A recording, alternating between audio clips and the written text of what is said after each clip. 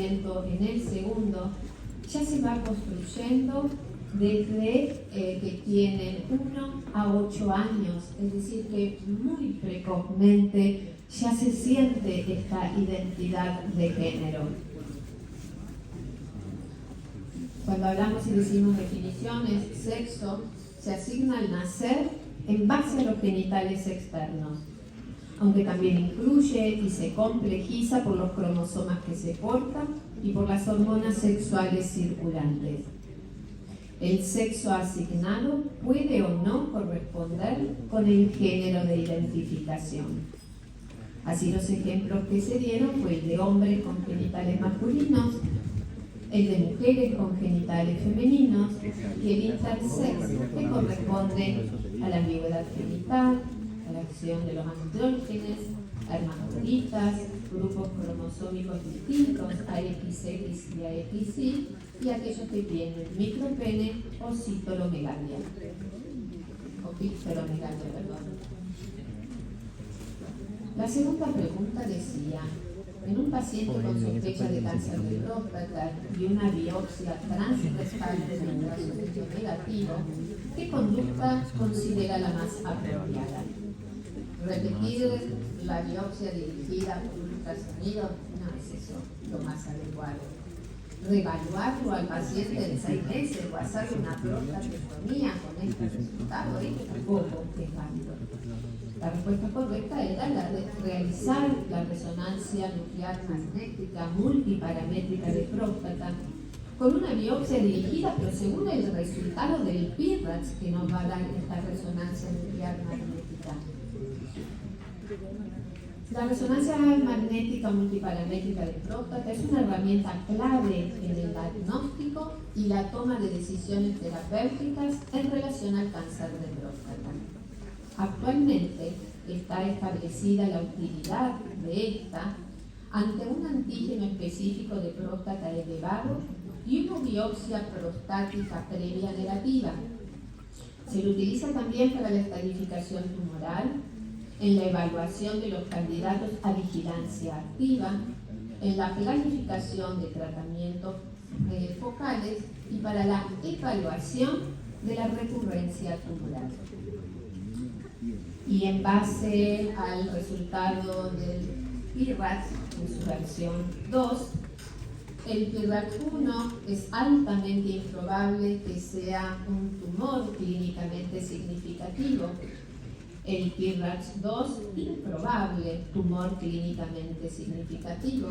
El 3 es la presencia equívoca de un tumor clínicamente significativo. 4, probablemente es un tumor clínicamente significativo. Y el PIRADS 5 es altamente probable de tumor clínicamente significativo. Y en base a esta clasificación es que actualmente se hace con resonancia nuclear magnética paramétrica la biopsia de la próstata. En la tercera, es cierto sobre la nutrición en la colitis ulcerosa. Si ustedes prestaban atención a la lectura, y esto es lo que nos permite hacer las diferencias entre colitis ulcerosa y enfermedad de Crohn. Todas estas características que están mencionadas acá no son de colitis ulcerosa, sino que corresponden a la enfermedad de Crohn. En la colitis ulcerosa el proceso inflamatorio afecta exclusivamente al colon y sabemos que siempre hay compromiso de recto. La inflamación se presenta en la mucosa y en la submucosa. Se inicia en el recto y se extiende simétricamente hacia el colon proximal. En la enfermedad de Crohn puede afectarse cualquier sector del tubo digestivo, desde la boca hasta el ano, en forma focal, segmentaria, discontinua. Hay compromiso habitual de vídeo terminal y colon. El proceso inflamatorio puede abarcar todo el espesor de la pared del tubo digestivo, como formación de fisuras, fístulas o abscesos. El término de colitis indeterminada incluye a pacientes con biopsias con características histológicas indeterminadas. En el tratamiento de la colitis ulcerosa, en los brotes agudos de colitis ulcerosa, la nutrición enteral no es tan eficaz como en la enfermedad de Crohn en términos de remisión del brote. La pregunta número 4, en un paciente con EPOC y retención de dióxido de carbono, ¿qué nutriente limitaría en la ingesta? La mayoría de ustedes contestó correctamente que son los hidratos de carbono. ¿Y esto por qué? Porque sobre todo en el EPOC avanzado, retenedores de anhídrido carbónico con trastornos en la difusión alveolar regular, la ingesta de hidratos de carbono, cuyo catabolito final es el anhídrido carbónico, puede conllevar a una precipitación de una insuficiencia ventilatoria. Y a través del catabolismo de las proteínas vamos a aumentar la producción de dióxido de carbono. Es por eso que la evidencia aconseja aumentar hasta 45 kilocalorías por kilogramo del peso actual, lo que va a ingerir ese paciente. Y en este plan alimentario hay que disminuir los hidratos de carbono un 25 a 30%, aumentar los lípidos a un 55 a 60% y aumentar las proteínas a un 20%. En un varón, pregunta número 5, decía, en un varón con síntomas del tracto urinario inferior, de hipertrofia prostática benigna, con un residuo postmiccional mayor a 150 centímetros cúbicos, es decir, que tiene un residuo postmiccional importante. ¿Qué fármaco no vamos a usar? Y obviamente aquellos antagonistas de los receptores muscarínicos, porque nosotros no queremos aumentar la retención urinaria. Entonces los antagonistas de los receptores muscarínicos de la acetilcolina tenemos que tener en cuenta que el músculo detrusor está inervado por nervios parasimpáticos, cuyo principal neurotransmisor es la acetilcolina, que estimula los receptores muscarínicos del músculo liso. ¿Cuáles son, o sea, dan estos fármacos? Le va a mejorar a este paciente los síntomas como la urgencia miccional, la potassiuria, la nicturia, el tenesmo vesical y la incontinencia. Pero ¿cuáles son los efectos adversos más frecuentes? Sequedad de boca, mareos, constipación, infección de las vías respiratorias superiores, dificultad miccional. En pacientes con obstrucción a la salida de la vejiga, por el riesgo de una retención urinaria aguda, no debieran usarse en pacientes con una retención postmiccional mayor a 150 centímetros cúbicos. La pregunta número 6, según el PSA, sugiere cáncer de próstata. Tanto la respuesta B como la C, los signos deberían estar invertidos para que hubieran sido correctas. Es decir, que el aumento del PSA mayor a 0.75 nanogramos por mililitro por año era la respuesta correcta. ¿Qué tenemos que tener en cuenta con respecto al PSA? Solicitarlo desde los 40 años. Es un marcador específico de tejido prostático, pero no de cáncer de próstata. Y tengamos en cuenta que el 25% de los hombres que tienen cáncer de próstata, el PSA está por debajo de los 4 nanogramos por mililitro. ¿Cuáles pueden ser causas de aumento del PSA? Las infecciones, la hipertrofia prostática benigna, la prostatitis y la actividad sexual. Los valores del PSA aumentan con la edad. Es normal, menor a 4 nanogramos por mililitro. Con PSA mayor a 10 hay indicación de realizar biopsia.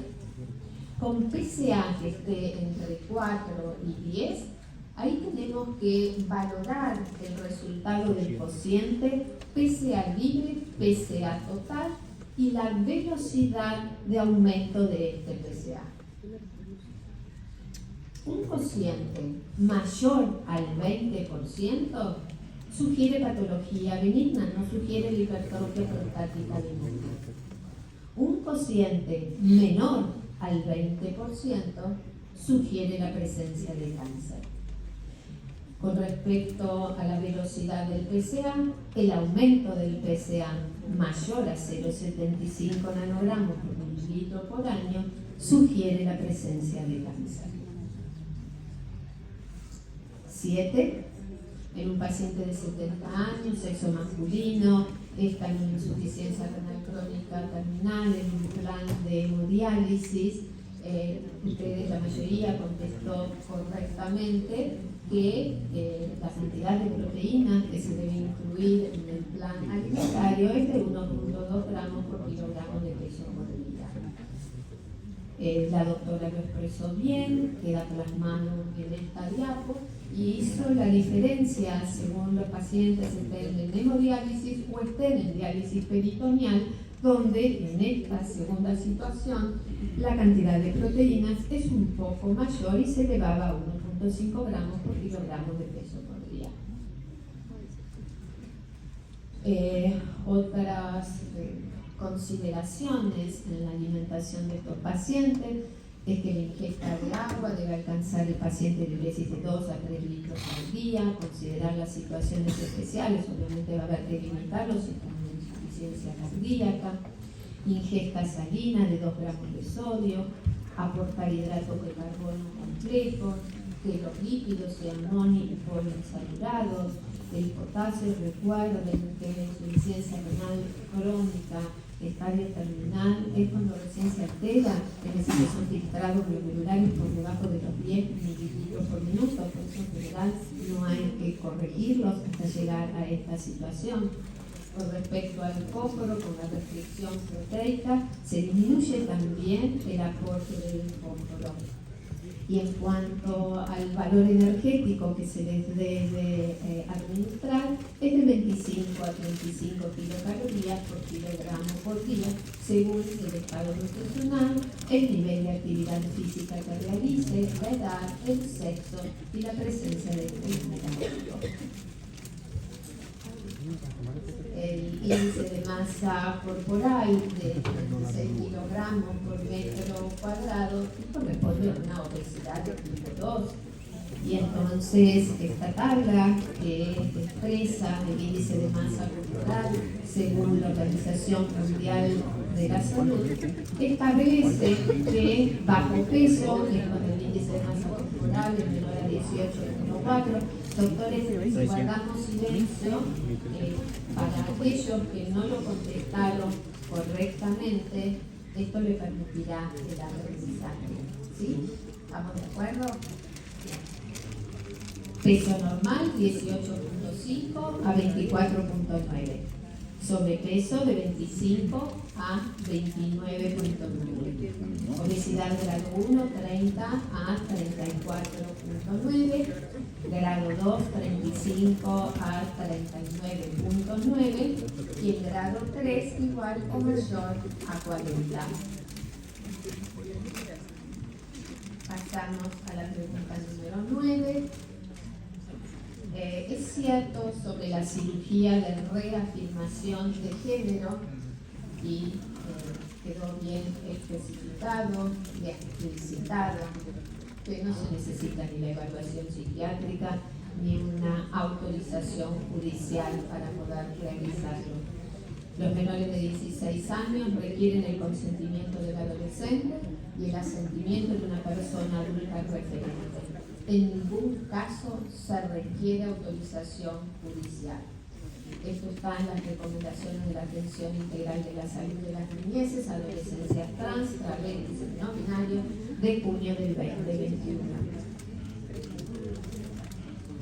Y la pregunta número 10, se define como género fluido al individuo de sexo mujer o varón con una identidad cambiante, lo dice la terminología, es fluido.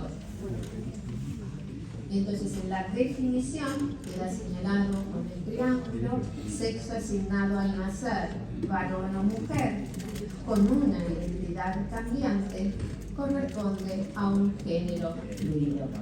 ¿Sí? Cuando le conviene.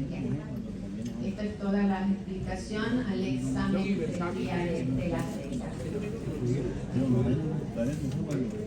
¿Bien? ¿Alguna duda? ¿No? Yo les voy a hacer una pregunta, aparte de lo que estábamos hablando, y eso que les dije es que el examen es una instancia de aprendizaje. Acá son todos médicos y la audiencia es muy fluida.